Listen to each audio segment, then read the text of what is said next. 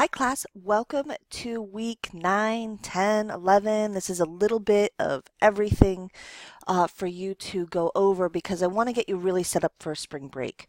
Ideally, I think many of you are probably going to utilize spring break, which would be really smart. I haven't specifically assigned you work during spring break because I figure I need a break, you need a break. So I know some teachers kind of use that as, hey, now I'm going to give you tons of stuff to do. I don't actually treat it that way, but I want to maximize your opportunities. And so we're in week 10 here. Week 10 is exactly what you think it is, just like the schedule says. Pretty straightforward.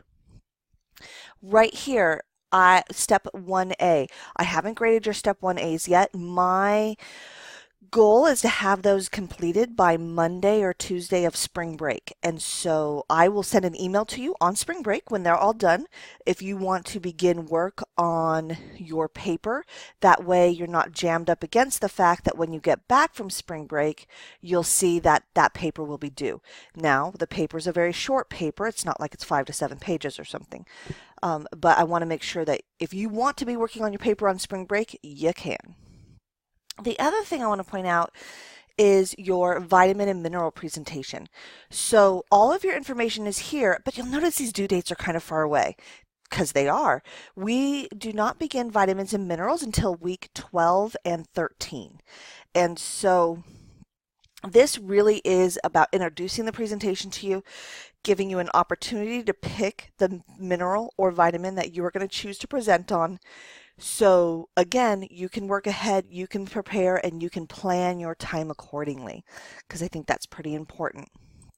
So let's go into the presentation information. First of all, here's your presentation information. So I have received 1 or 2 emails and really want you to go through this to make sure that you understand what you're doing.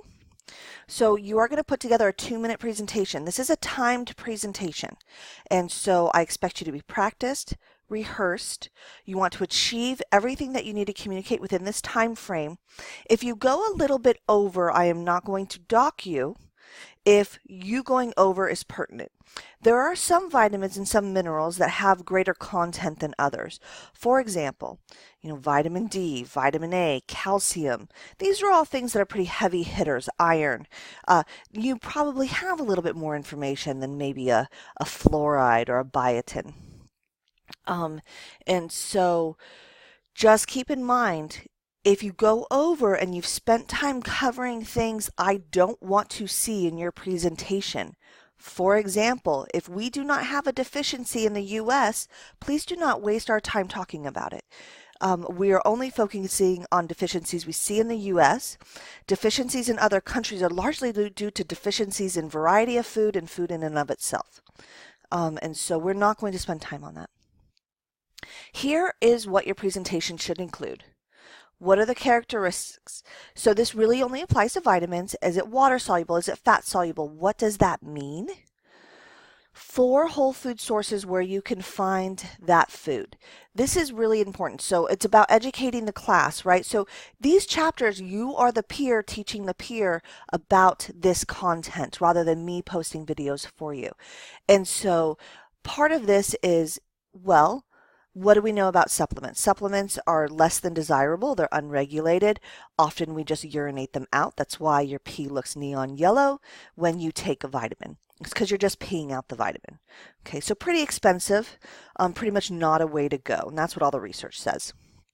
So what foods should we be eating to get a wide variety of vitamins and minerals? You probably already know by now this is kind of going to go, wow, I need to eat some plants. But you need to know your whole food sources. Do not include liver. We should not be eating liver. Liver is actually really toxic with vitamin A and not a good health choice generally. And so also want to be thinking about foods that we actually eat, right? What are the main functions of the vitamin and mineral? I'm going to show you a sheet that I've provided for you so you can take notes from other people's presentations. But this will be very important because really the bulk of this exam, right, that you're going to take is only going to be vitamins and minerals, and a lot of it's going to be around the main functions. So teach it well, take notes well.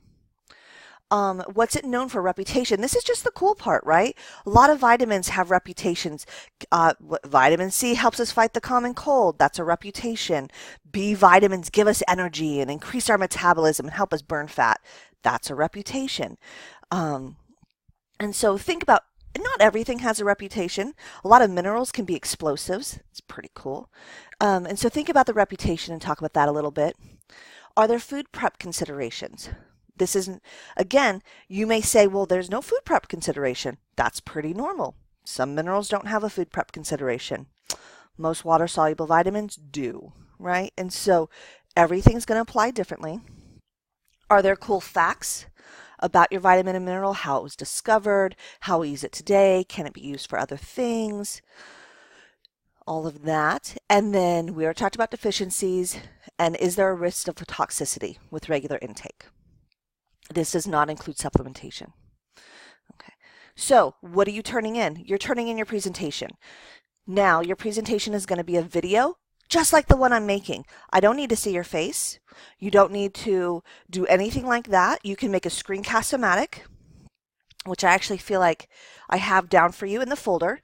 And so this is a free software that you can use. You can make the presentation any way you want. You can narrate PowerPoint. It has to be usable by your peers, right? So if it's awkward, if it doesn't play, all of that stuff, yes, it has to be narrated. It is a presentation. It is not you putting together a PowerPoint. Those are very different things. You will upload your presentation to the correct discussion board, which I'll show you. I'm sorry, I'll get this changed for you right away. So the dates for you are outside the folder. I'll make sure that this is updated. There are 2 due dates for the presentation, and so you'll want to follow that. You can decide which presentation would fall and how you select when you want to turn that in. But I want them to correlate with the chapters that we're covering, which is why they're not just all due at one time. And I'll show you the worksheets. And this kind of goes through how you're going to be graded on that presentation. Okay, so let's go into your folder. First of all, you need to sign up. That's what you're doing this week. For example, look at all these students have already signed up. Now, you can sign up for just one, and you need to sign up, and up to 2 people can sign up for each one. Right? So if someone else wants to sign up for copper, that's available. I would get in and pick what you want now because as you can see, it's already filling up. Maximum of 2 students per vitamin or mineral. That's it.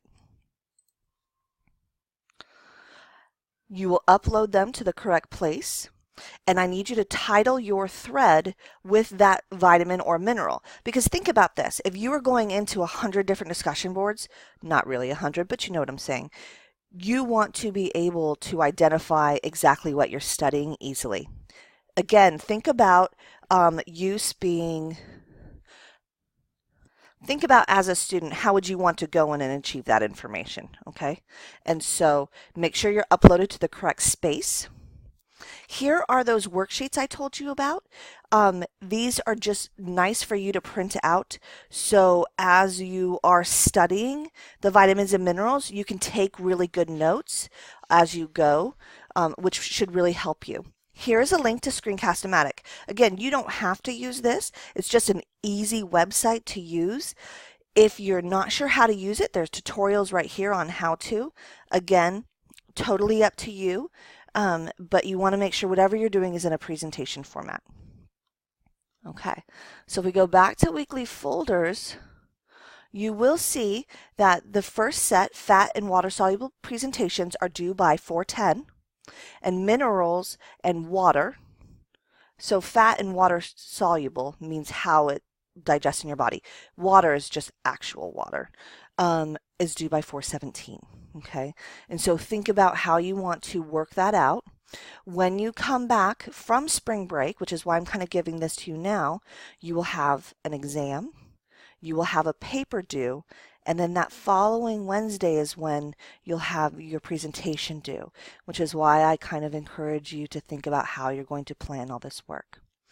All right. Well, I hope you have a wonderful spring break. I'm diligently working on your Forks Over Knives discussion board and have been grading those. So you'll see those all completed within the next few days, and as well as your journals. I hope you have a great week.